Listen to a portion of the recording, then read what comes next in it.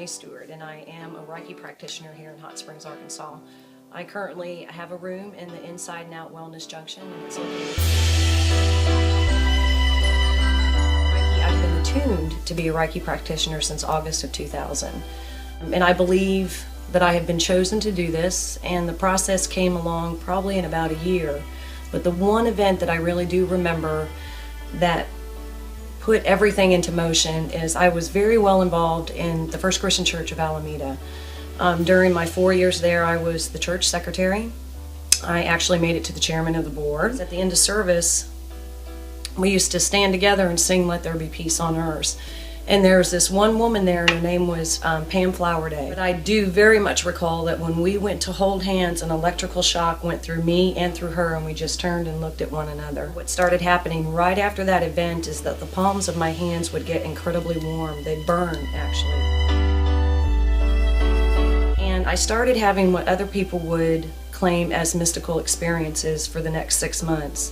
And we had an interim minister, Deborah, and Deborah introduced me to Janet. She felt that I had been chosen to become a Reiki practitioner. So I went through the attunement. And I guess I set it down on the shelf for the next 13 years. Why I believe it's time to bring it into motion is that April of this year, 2013, my father had gone into the hospital to have his leg amputated. And he technically died on April 19th. So there was a moment I can recall when all the nurses were around him that I felt absolutely hopeless and helpless. And then I remembered when everyone had left, I just laid my hands on him. And intuitively, my brain said, now is the time.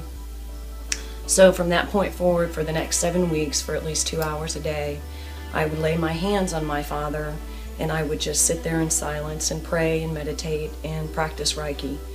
So for the next 7 weeks, I absolutely knew that it works, that it is something truly to believe in. I couldn't cure my father, I couldn't heal his wounds, but one would say, and my sister told me this, that you could see a 180-degree difference from the man that came into the hospital to the man that he died. And to me, as a Reiki practitioner, that's what it is that I have been attuned for these energies to humble myself to act as a channel of God.